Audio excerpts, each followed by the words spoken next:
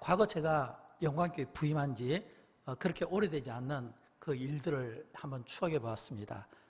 제 목회 초기에 제가 경험했던 것 중에 하나는 영광교회가 기도하는 분들이 참 많았다는 겁니다. 지금처럼 이렇게 좋은 환경은 아니었던 것 같아요. 왜냐하면 그 당시에 이 교회가 건축되었지만 부실공사였기 때문에 겨울에는 찬바람이 많이 들어오기도 했고, 또 이렇게 장마철이 되면 거의 1층 이 바닥에는 물로 이렇게, 그래서 이렇게 한 신발 정도, 이렇게 한 뼘 정도 올라올 정도로 물이 가득 찼던 그런 때가 기억됩니다. 그런데 그럼에도 불구하고 그때에 제가 경험한 것은 이 성도들의 기도 소리였습니다. 그 당시 제가 지금 우리 유치부실에 목사 사택이었거든요. 유치부실에 이렇게 목사 사택이었기 때문에 더우면 창문을 열게 되잖아요. 그때는 이제 우리 성도님들이 어디에서 기도를 많이 했냐면 1층에서 기도를 많이 하신 거예요. 1층에서 그때는 이렇게 기도를 지금처럼 이렇게 딱 시간을 정해놓고 기도하고 그러진 않았던 것 같아요. 그때는 제가 직접 참여하진 않았지만 기도소를 들어보면 좀 늦은 저녁부터 시작해서 새벽까지 오랫동안 기도했던 경우가 있었고, 또 교회에서 기도하다가 또 집에 가지 않고 또 이 교회에서 주무시는 분들도 많이 있었던 것으로 기억이 됩니다. 저는 이렇게 영광교회가 이 오늘에 이렇게 세워지기까지는 기도하는 분들의 수고와 헌신이 있었음을 기억하게 됩니다. 그때는 그렇게 교인 수가 많지 않았거든요. 근데 가만히 생각해 보면 기도하는 성도들이 참 많았던 것 같아요. 왜냐하면 한 100여 명 정도의 성도들이었을 때 새벽에도 한 40~50명 정도가 꾸준히 기도 나오셨고, 또 이렇게 한 번씩 특별 새벽 기도를 드리면 많이 나올 때는 100명일 때 70명까지 나온 기록이 주부에 보면 나와 있거든요. 이걸 보면 그때는 늘 성도들이 모이면 예배하고 기도하고 또 흩어지면 전도하고 교제하는 이 일이 굉장히 좀 적극적인 이런 어떤 능동적인 성도들의 삶이었던 것을 제가 보게 됩니다. 매일 저녁마다 기도하고 또 낮에도 기도하고 또 그때는 또 금식하는 분들도 참 많았어요. 그래서 기도가 부족한 저의 입장에서 볼 때는 정말 하루하루가 정말 힘들고 불편한 점이 참 많았습니다. 왜냐하면 너무 기도를 많이 하니까 은사 체험도 많이 하시더라고요.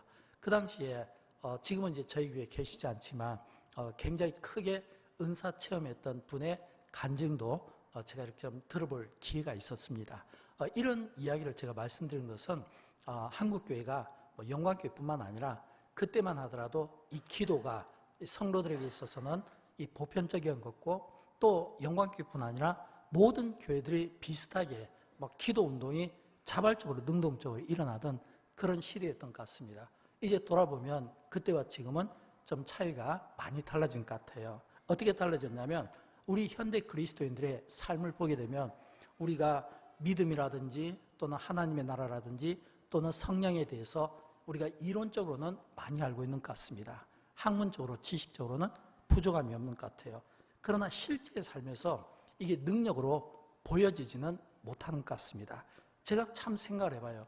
왜 과거에 우리 부모님 세대가 가졌던 그런 기도의 능력들이 오늘 우리 시대는 잘 일어나지 않을까. 현실을 보면서 안타까운 마음도 있고 또 어떻게 보면 좀 슬프다는 그런 생각도 해보게 되는데, 왜 그런 생각을 하게 되었냐면 교회의 본질은 회복입니다. 근데 이 회복이 사실은 언제부턴가 시대의 상황에 따라서 또 어떤 그 상황의 변화에 따라서 자꾸 인간적인 방법들이 교회 안에 들어오기 시작하면서 모든 것을 인간적인 방법과 시대와 상황의 논리에 따라서 이 교회를 갖다가 경영하려고 하고, 그리고 이 교회를 해석하려고 하는 그런 생각들이 많이 이렇게 오르게 되었습니다. 물론 시대에 따라서 그 상황과 문화가 다른 것은 사실이고 또 그것을 전혀 부인할 수는 없지만, 그러나 교회 안에서 그런 일들이 자꾸 일어나다 보면 그 시대와 그 상황은 누구의 생각입니까? 인간의 생각이잖아요. 우리는 누구를 믿습니까? 하나님을 믿잖아요. 우리는 누구를 신앙합니까? 하나님을 신앙하고 있잖아요. 우리는 하나님을 믿는다고 하지만 그러나 실제 내 삶 속에는 하나님을 믿는 것 같은데 인간적인 방법들이 너무너무 많이 동원이 되더라라고 하는 겁니다. 그래서 우리는 많은 어떤 인간의 지식과 지혜를 우리가 얻으려고 하는데, 근데 사실은 우리 그리스도인들은 우리가 깨달아야 될 것은 우리의 지혜와 우리의 생각을 조금 멀리하고 오히려 하나님 나라의 이 복음의 기초에 대해서 우리가 조금 더 관심을 갖고 좀 귀를 기울여야 되지 않을까. 왜냐하면 여러분 이미 아시는 바와 같이 이 세상은 마귀가 들끓고 있습니다. 마귀가 들끓고 있는 이런 영적인 혼미한 시대에 우리에게 많은 악한 생각들과 정욕의 생각들과 세상의 방법들과 우리에게 자꾸 세상의 방식을 우리에게 강요하고 요구하는 이런 시대에 우리 그리스도인들이 세상 한 중심에서 우리가 하나님의 자녀로 살아간다는 것이 여러분 이게 쉬울까요? 결코 쉽지가 않습니다. 그래서 우리 그리스도인들은 결단이 필요해요. 마귀가 들끓고 세상에 온갖 죄와 그리고 온갖 악한 것들이 가득 찬 이 세상에서 온통 이 세상은 우리에게 악한 것들로 우리를 유혹하고 우리를 넘어뜨리려고 하는데 그 중심에서 나는 하나님을 믿는 그리스도인입니다. 내가 그 중심에 서서 내가 그리스도인이라는 것을 내가 삶으로 증명하며 살아간다는 것이 여러분 이게 쉽겠습니까?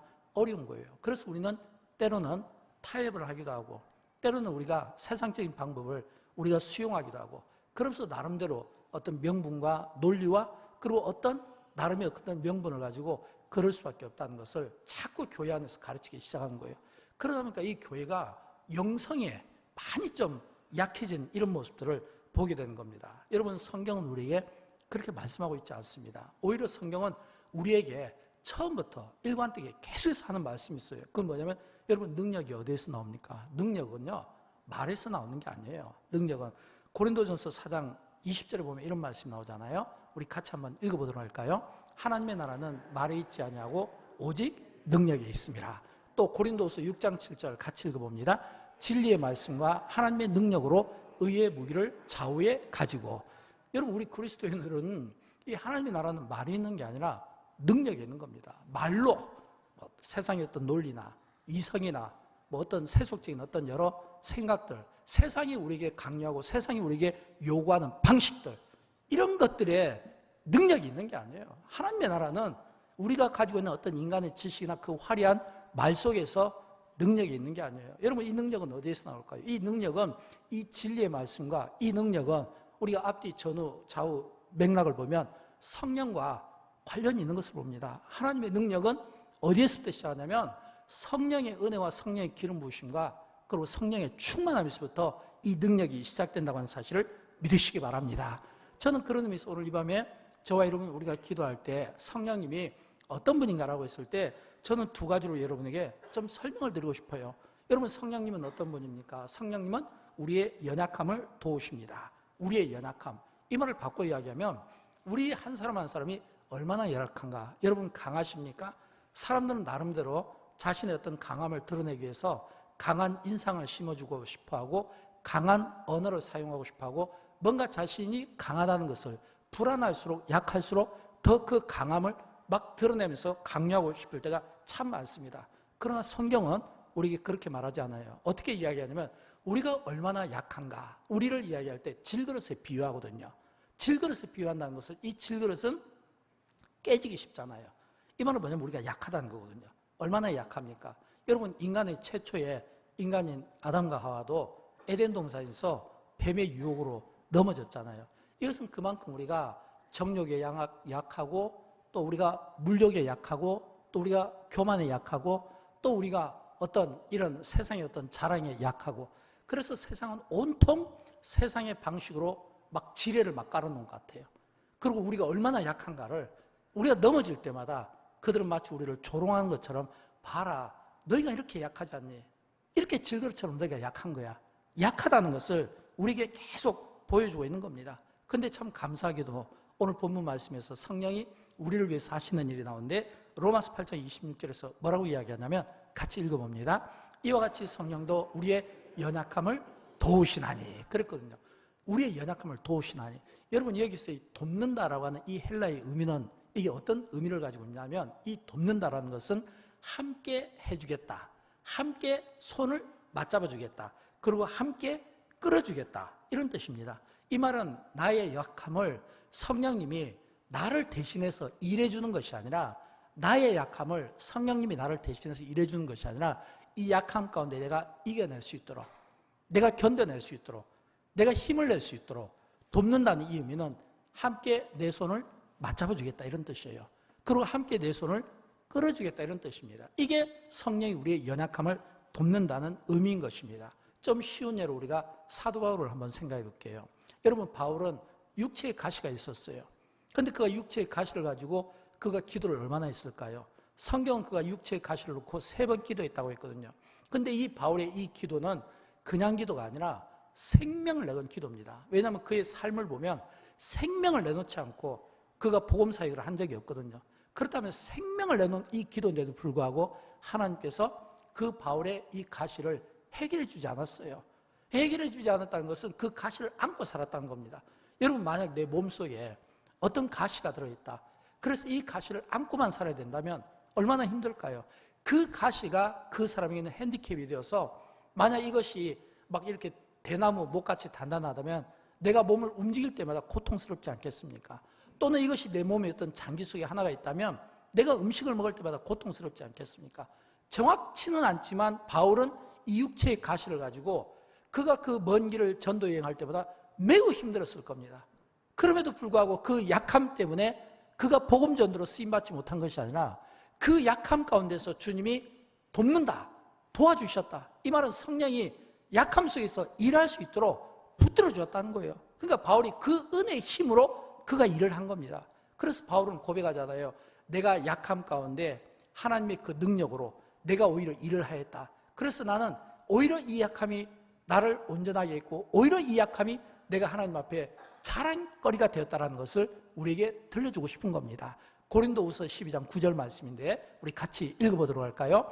이는 내 능력이 약한 데서 온전하여짐이라 하신지라. 이러므로 도리어 크게 기뻐함으로 나의 여러 약한 것들에 대하여 자랑하노라. 아멘.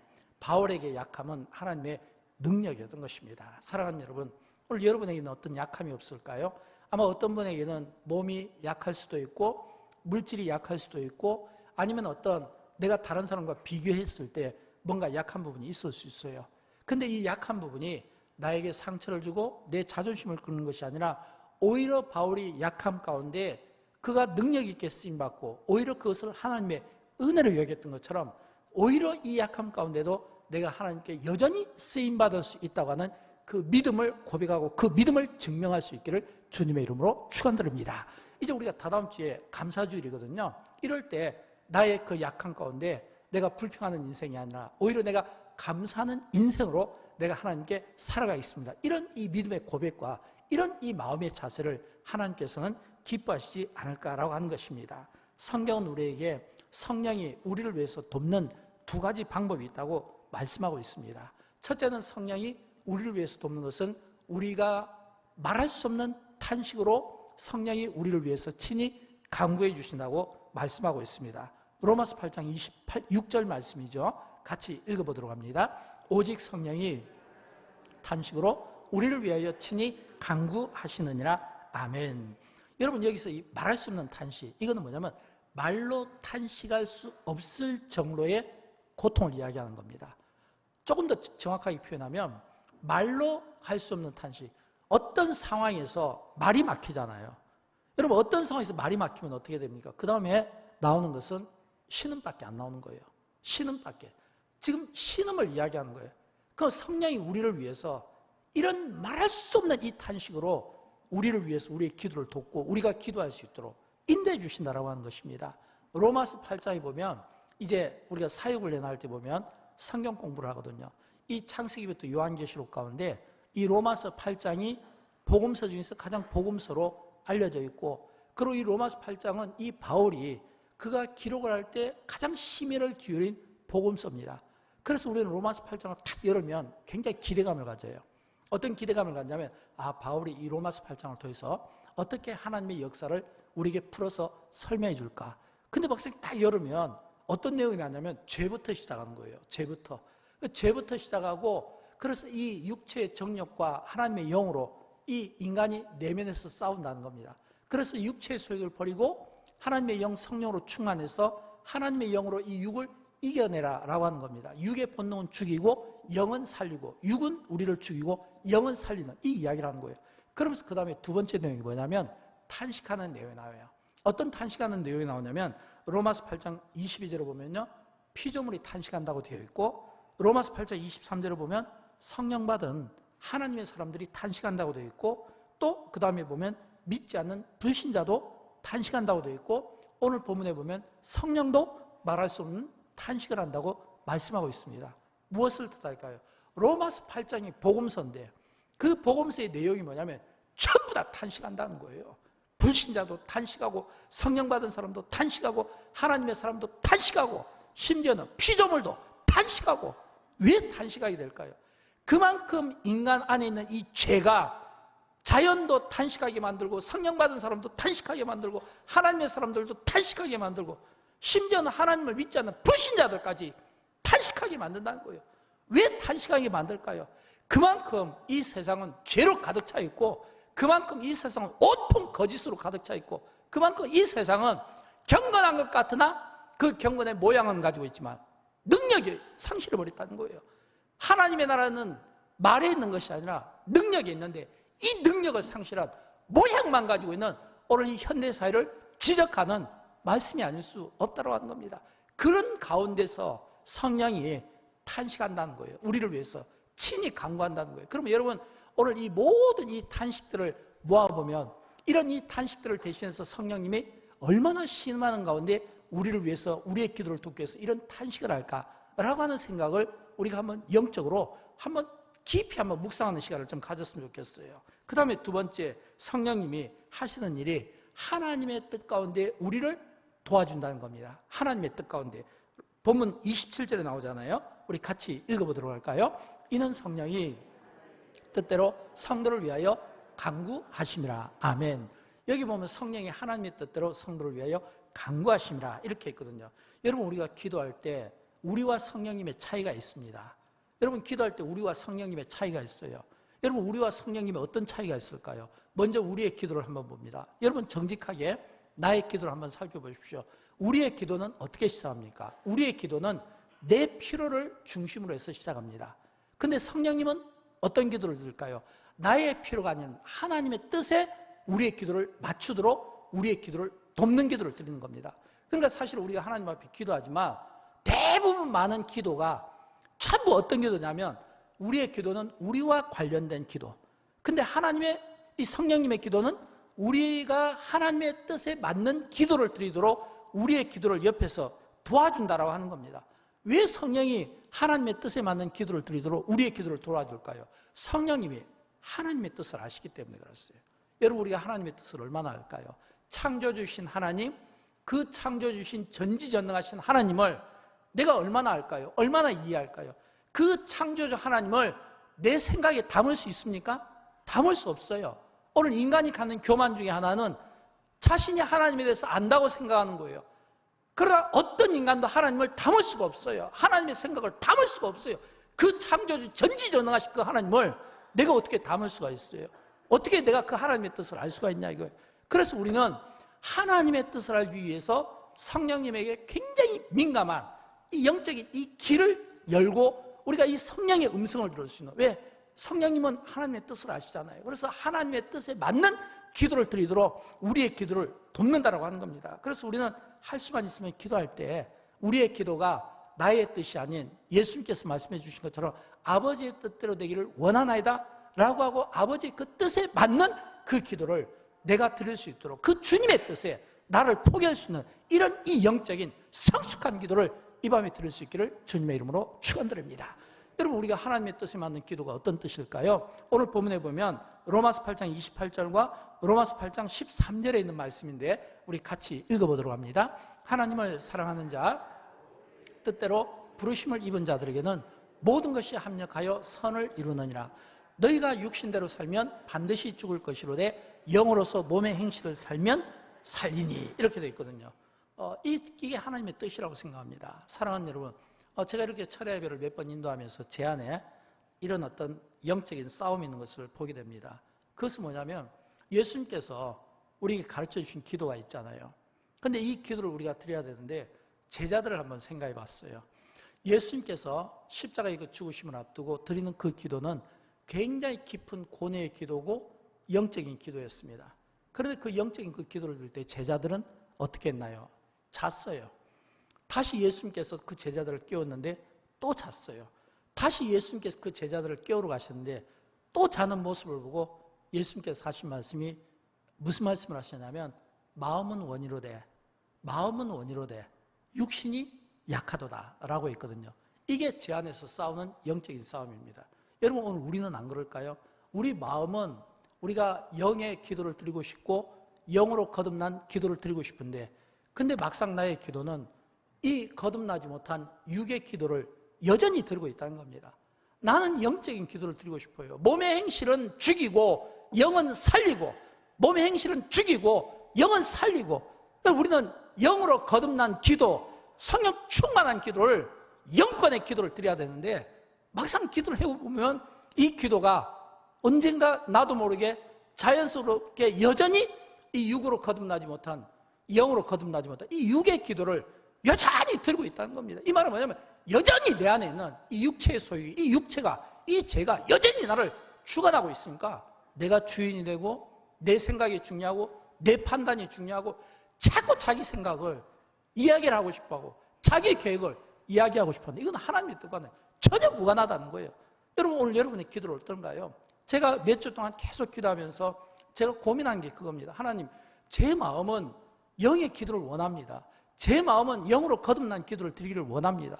영으로 거듭난 이 영의 기도를 드리기를 원하여 오늘 이 밤에도 무릎을 꿇습니다. 오늘 이 밤에 또 주님 기도로 도전합니다. 근데 기도를 하면서 나도 모르게 자연스럽게 이 습관이 뭐냐면 이 영으로 거듭나지 못한 또 이 육의 이 본능이 나를 위해서 또 기도하게 만드는 이런 모습들을 오늘 여러분에게는 없을까라고 하는 겁니다. 사랑하는 여러분, 오늘 이 밤에 저는 또 한번 도전하고 싶어요.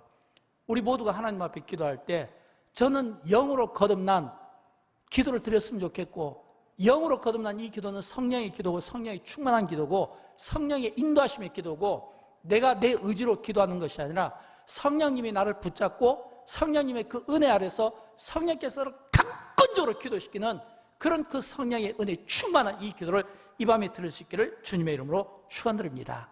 왜냐하면 하나님의 나라는 말에 있는 것이 아니라 능력에 있는 것을 믿기 때문에 그런 겁니다. 저는 이런 의미에서 성령님이 우리를 위해서 하시는 게, 첫째는 우리의 연약함을 돕고, 두 번째는 성령님은 우리에게 거룩한 비전을 주시는 분이라고 생각합니다. 사도행전 2장 17절 말씀인데 우리 같이 읽어보도록 할까요? 말세에 내가 내 영을 모든 육체에 부어주리니 너희의 자녀들은 예언할 것이요 너희의 젊은이들은 환상을 보고 너희의 늙은이들은 꿈을 꾸리라. 아멘. 사랑하는 여러분, 하나님의 사람들은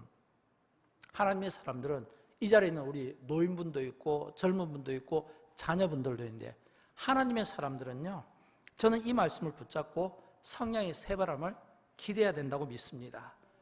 저는 하나님의 사람들은, 기도하는 사람들은 이 말씀을 붙잡고 하나님이 우리에게 비전을 주신 분임을 믿고, 저는 성령의 새바람을 기대해야 된다고 생각합니다. 기독교의 역사를 보고 성경의 역사를 보게 되면 이 성령의 새바람이 불었던 그런 성령의 이런 역사들이 나라마다 있었고 민족마다 있었고 성경에 나와 있는 것을 보게 됩니다. 가나안 땅에 믿음의 계대를 세워나갔던 아브라함처럼, 또 출애굽 시대를 이끌었던 지도자 모세처럼, 또 이방 민족에게 복음의 시대를 이끌었던 바울처럼, 저는 오늘 이 밤에 우리가 하나님 앞에 기도하는 가운데 젊은이들은, 노인들은, 또 청년들은 하나님께서 각각 주신 그 비전을 붙잡고 우리가 기도하는 가운데 우리의 기도가 오늘 우리 시대의 성령의 새바람을 불러일으켰으면 좋겠어요. 제가 앞에서 서두에서 기도에 대한 이야기, 목마름의 이야기를 좀 잠깐 말씀드렸는데, 물론 하나님께서 하시는 일이고 하나님의 역사라고 믿습니다. 그러나 우리가 고민해야 될 것은, 우리가 기도에 익숙함을 가지고 있고 우리가 하나님 앞에 기도할 수 있는 것은, 그래도 우리가 선대의 우리 부모님과 그 선대의 신앙인들의 그 기도 훈련이 있었고, 그런 그 기도의 뜨거움이 있었고, 그 기도의 신비함과 맛을 알고 있기 때문에 우리가 기도하는 겁니다. 그러나 현대에 우리의 자녀들, 또 우리의 그 다음 자녀들, 우리의 그 자녀들 세대에는 이런 이 기도의 훈련들이 얼마나 있게 될 것인가? 교회 학교에서 우리가 과거에 가졌던 그런 뜨거운 이런 성령 체험들이 과연 얼마나 나올 수 있겠는가라고 하는 것에 대한 거룩한 고민이 있어야 되는 거예요. 하나님의 말씀을 이론으로 아는 것은 누구나 할 수 있는 거예요. 없어도 혼자도 배울 수 있는 거예요. 이론은 배울 수 있는 거예요. 그러나 삶으로서 뿜어낼 수 있는 영성, 삶으로서 뿜어낼 수 있는 이 기도의 힘, 그리고 삶으로서 우리가 보여줄 수 있는 이런 이 기도의 응답, 이거는요 우리의 다음 자녀 세대들이 이걸 우리처럼 똑같이 배우고 이런 이 기도의 훈련들을 하지 않으면 없어진다는 겁니다. 갈수록 사그러진다는 거예요. 갈수록 교회는 냉랭해지고 영적인 어떤 힘들을 잃어버리게 될 것이고, 이론과 논리는 아주 뛰어날지 모르지만 영성이나 영권들은 사라져버리는 그런 위기에 있다라고 하는 겁니다. 교회를 볼 때마다 그런 영적인 답답함을 갖게 됩니다. 또 한국교회를 볼 때마다, 또 많은 목회자들을 볼 때마다, 많은 성도들을 볼 때마다 그런 마음을 갖게 되는 겁니다. 여러분, 이것은 저 하나만의 생각이 아니라 우리 모두의 공감된 생각이잖아요. 1시간 설교 들을 수 있어요. 1시간 찬양할 수 있어요. 2시간 찬양할 수 있어요. 과거에 우리 다드림 찬양팀이 과거에는 이렇게 딱 하루만 한 게 아니라 며칠 연습하고, 과거에는 이런 식으로 안 했잖아요. 과거에는 일찍 와가지고 저녁도 다 시켜서 먹고 늦게까지 막 연습하고 이런 반복된 훈련들이 있었거든요. 그런 그때가 사실은 오늘 우리에게 다시 한번 그런 그 아름다운 추억들을 우리가 살릴 필요가 있다고 하는 겁니다. 왜냐하면 여러분, 교회는 좋은 전통을 가지고 좋은 이런 교회 신앙을 우리가 이어줄 때 그 교회는, 그 시대는, 그 민족은 미래가 있다는 사실을 믿으시기 바랍니다. 사랑하는 여러분, 저는 오늘 이 밤에 우리가 함께 기도할 때 우리가 영적인 시야를 넓게 봤으면 좋겠습니다. 비록 지금 고난이라도 유익이라는 이런 믿음의 관점에서 넓게 봤으면 좋겠어요. 합력하여 선을 이루시는 하나님의 그 은혜를 넓게 봤으면 좋겠어요. 그래서 넓게 보고 하나님께서 여러분 각자에게 주시는 그 믿음대로 선교를 위해서, 고난받는 이들을 위해서, 병으로 고생하는 분들을 위해서, 또 우리의 자녀 세대를 위해서, 교회 학교를 위해서, 또 한국 사회를 위해서, 세계 평화를 위해서 하나님이 여러분 각자에게 성령님께서 오늘 이 밤에 기도하는데 특별히 하나님께서 그런 그 기도의 마음을 주시면 그 마음 붙잡고 그 하나로 한번 승부를 걸어보십시오. 그 하나가 성공하고 은혜를 끼치고 응답받으면 나머지는 자연적으로 프리미엄으로 하나님께서 보너스로 주시는 은혜가 있게 될 줄로 믿습니다. 이 은혜를 가지고 오늘 이 밤에도 함께 기도하는 가운데 승리하시기를 주님의 이름으로 축원드립니다.